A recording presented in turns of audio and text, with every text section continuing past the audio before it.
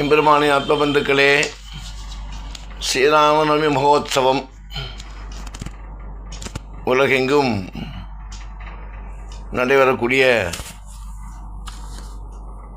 நடத்தக்கூடிய ஒரு திவ்யமான உற்சவம் என்றே கூறிக்கொள்ளலாம். என்றால் ராமன் என்றால் சத்தியம், ராமன் என்றால் நேர்மை, ராமன் என்றால் அழகு, ஒரு சொல், ஒரு இல், ஒரு வில். அப்பேற்பட்ட உன்னதமான அவதாரம் ராமாவதாரம். ராமநவமி என்று சொல்லக்கூடிய திருவிழா வரும் ஞாயிற்றுக்கிழமை நாளை 6/4/25 அன்று வெகு சிறப்பாக நடைபெற உள்ளது. ராமநவமி என்பது மகாவிஷ்ணுவின் 7வது அவதாரம். ராமனின் பிறந்தநாளை கொண்டாடும் ஒரு இந்து திருவிழா. இது சுக்லபக்ஷ நவமி திதி அன்று கொண்டாடப்படுகிறது. மகாவிஷ்ணு அசுரர்களை அழித்து தர்மத்தை நிலைநாட்ட நவமி திதி நாளில் அவதாரமாக ராமராக அவதரித்தார். தீமையின் மீதான நன்மையின் வெற்றி, தீமையின் மீது நன்மையின் வெற்றியை, அதர்மத்தை வெல்லும் தர்மத்தை நிலைநாட்டுவதையும் குறிக்கும் வகையில் இவ்விழா முக்கியத்துவம் வாய்ந்ததாக உள்ளது. சூரியகுல வழித்தோன்றல் ராமனின் முன்னோர்கள் என்ற நம்பிக்கையினால் அதிகாலையில் சூரியனை வணங்குவதன் மூலமாக ராமநவமி விழா கொண்டாடப்படுகிறது. பஜனைகள், கீர்த்தனைகள், சொற்பொழிவுகள் போன்ற ஆன்மீக நிகழ்வுகள் இவ்விழாவின் போது நடத்தப்படுகின்றது. ராமநவமி அன்று செய்ய வேண்டியவை: அதிகாலையில் எழுந்து குளித்துவிட்டு வீட்டில் ஸ்ரீராமர் பட்டாபிஷேக படத்தை வைத்து பூக்கள் சூட்டி அலங்கரிக்க வேண்டும். பிறகு ராமருக்கு பிரியமான வெண்பொங்கல், பருப்பு, வடை, நீர்மோர், பானகம் ஆகியவற்றை செய்து படைக்கலாம். இது சமூக முக்கியத்துவம் வாய்ந்த திருவிழா என்றே சொல்லலாம். நீதி, பக்தி மற்றும் தீமையின் மீது நன்மையின் வெற்றியை குறிக்கும் ஒரு ஆன்மீக திருவிழாவாக ராமநவமி கொண்டாடப்பட்டு வருகிறது. அப்பேற்பட்ட உன்னதமான திருவிழா இந்த முறை ஞாயிற்றுக்கிழமை வந்துள்ளதால் அனைவரும் எங்கெல்லாம் ராமனுடைய அவதாரம் சிலாரூபமாக கோயில்களில் நின்று சேவை சாதிக்கிறாரோ அங்கு சென்று நாம் பிரார்த்தித்து,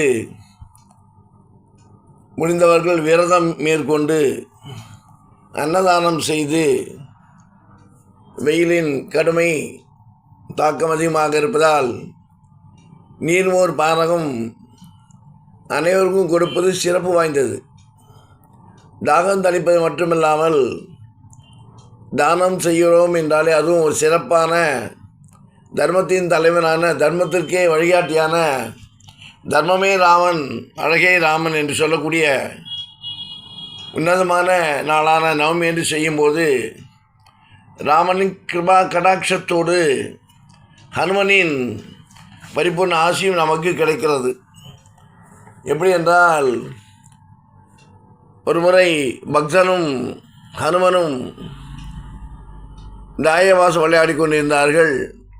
அப்போது ஹனுமன் கூறினான், நான் ஜெயித்து கொண்டே வந்தால் நீ அதனால் வருத்தப்படக்கூடாது, கவலைப்படக்கூடாது என்று பக்தனிடம் கூற, பக்தனும் சரி என்று கூற, அவன் சொல்லியதும் இருவரும் விளையாடி கொண்டே இருந்தார்கள். விளையாடும்போது பக்தன் ஜெயித்து கொண்டே இருந்தான். அப்பொழுது ஹனுமனுக்கு ஒரு கேள்வியாக போய்விட்டது. ராமநாமத்தை சொல்லி நாம் சேர்க்கிறோம், நமக்கு வெற்றி கிடைக்கவில்லையே என்று பிரார்த்தித்து ராமனை நினைக்கும் போது ராமர் சிரித்து ஹனுமனுக்கு பதில் கூறினார், ஹனுமனே, நீர் என்னை மட்டும் நினைக்கிறீர், உன்னுடைய பக்தன் உன்னையும் சேர்த்து நினைக்கிறான், அதனால்தான் அவன் ஜெயித்து கொண்டே போகிறான் என்று சொல்லப்பட்ட கருத்து அதே உண்மை. அதேபோல் ராமனுக்கு ஒரு நாம பலனை எடுத்து கூறியவன் ஹனுமான். சேது பந்தானம் மனை கட்டும்பொழுது அந்த வானரங்கள் அனைத்தும் அவர்களால் அப்படி இந்த கற்களை நீரில் சேர்த்து அதன் மூலம் பாலத்தை அமைத்தார்கள். அப்பொழுது ராமனுக்கு ஒரு ஆசை, அனைவரும் செய்யும்போது நம்மளால் முடிந்த ஒரு சிறிய கல்லை எடுத்து சேர்ப்போம் என்று நீரில் சேர்க்கும்போது நீரில் அடித்து கொண்டு சென்று விட்டது.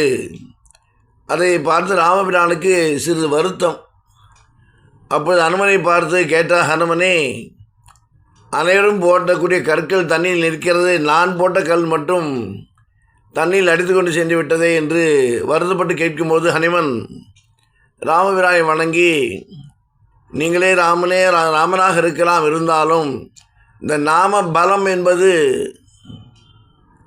அப்பேற்பட்ட உகந்தது, நீங்களும் நாமத்தை சொல்லி கல்லை சேருங்கள் என்று ராமனுக்கு கூறி அதன் மூலம் நாம பலத்தையும் ஹனுமன் நமக்கு புரிய வைக்க வேண்டும் என்பதற்காகவே ஒரு எடுத்துக்காட்டாக சொல்லப்பட்ட ஒரு நிகழ்வு. அதற்கு மேலாக சனியின் தொல்லை தோஷம் இல்லாமல் காப்பாற்றக்கூடிய தெய்வமாக திகழ்கிறான் ஆஞ்சநேயன்.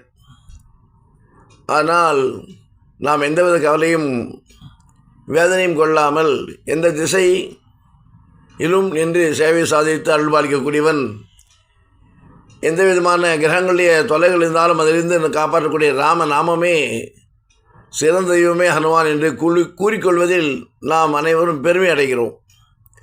அப்பேற்பட்ட உன்னதமான திருவிழா ஆன்மீக பூமியில் நம்முடைய பாரத தேசத்தில் நடந்து அதன் மூலம் நாமும் பயனடைந்து மற்றவர்களும் பயனடைய அன்னதானம் முடிந்தவர்கள் செய்யுங்கள். துளசியை ராமருக்கு சமர்ப்பித்து பிரார்த்தனை செய்யுங்கள்.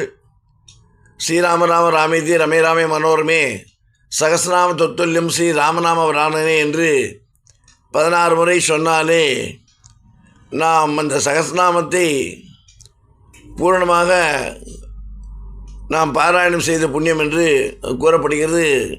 அப்பேற்பட்ட உன்னதமான நாளான ராமநவமி நாளில் நாமும் ராமனை பிரார்த்தித்து, சீதாராமனை பிரார்த்தித்து நாமும் பலனடைவோம். நாடும் வளர்ச்சி பாதையில் சென்று நோய் இல்லாமல், நோயின் பயமில்லாமல், இயற்கையால் அழிவுகள் ஆபத்துகள் இல்லாமல் அனைவரும் பாதுகாக்கப்பட வேண்டும் என்று ராமச்சந்திரமூர்த்தியை பிரார்த்திப்போம். பிறகு அமாவாசை என்று வாழைக்காய் கறி அவசியம் சாப்பாட்டில் இருக்க வேண்டும். எப்பாடுபட்டாவது அங்கு அதை அலைந்து தீர்ந்தாவது வாழைக்காயுடன் தான் வீட்டுக்கு வர வேண்டும். ஆனால் சிறு வயதிலிருந்தே இன்னமும் விடை கிடைக்காத ஒரு கேள்வி, அமாவாசைக்கும் வாழைக்காய்க்கும் என்ன சம்பந்தம்? அமாவாசை என்று ஏன் கட்டாயம் வாழைக்காய் சாப்பிட வேண்டும்? இதற்கு புராண காரணம் ஏதேனும் உண்டா? நம்முடைய பித்ரு காரியங்கள் விஷ்ணு சாட்சியாகவே செய்கிறோம். அதனால்தான் சிராதத்தில் விஷ்ணு இலை என்று ஒருவரை வரித்து செய்யப்படுகிறது. மேலும் தட்சிணை தாம்பூலம் முதலியவை துளசியுடன் வைத்து சேர்த்து அளிக்கப்படுகிறது. மேலும் சமையல் பயத்த பருப்பு என்னும் பாசி பருப்பு மட்டுமே பயன்படுத்தப்படுகிறது. பாசி பருப்பு என்பது புதனின் தானியம், புதனின் அதிதேவதை விஷ்ணு. மேலும் சங்கல்பங்கள் செய்யும் பொழுது திதி விஷ்ணு ததா பாரா நட்சத்திரம் விஷ்ணு ரேவச்ச யோகஸ்ச கரணையும் செய்வ சர்வம் விஷ்ணும் மயம் ஜகத் என கூறி விஷ்ணு சாட்சியாக செய்கிறோம். அந்த இடத்தில் வாழைக்காய் புதனின் காரகமும், வாழைப்பழம் குருவின் பிரம்மாவின் காரகமும் கொண்டது. சாத்தம் என்பது வசுருத்ர ஆதித்ய எனும் 3 தலைமுறை மரபியலோடு தொடர்புடையது. அதேபோல் வாழைக்காயும் குழந்தை பிறப்பு மற்றும் மரபியல் தொடர்புடைய காயாகும். மேலும் வாழை விதையிலிருந்து வருவதில்லை, ஒரு கன்றிலிருந்து தான் மற்றொரு கன்று தோன்றுகிறது. மேலும் வாழைப்பூ, பிஞ்சு, காய், கனி, தண்டு, இலை, நார் என எல்லா பாகமும் பயனை தந்து மோட்சம் அடைவதால் வாழைக்காய் பித்ரு காரியத்தில் பித்ரு மோட்சத்திற்கான காயாக உபயோகப்படுத்தப்படுகிறது என்பது உண்மை. புரிந்து கொண்டுவோம், புரிந்து நாம் செயல்படுத்துவோம். நாமும் நலமாக வாழ்வோம். ராமபிரானை பிரார்த்திப்போம், அயோத்தி ராமனை பிரார்த்திப்போம் என்று கூறிக்கொண்டு ராமானுஜரின் பாதா திவ்யங்களில் சரணமடைவோம். ஓம் நமோ பகவதே வாசுதேவாய நமக.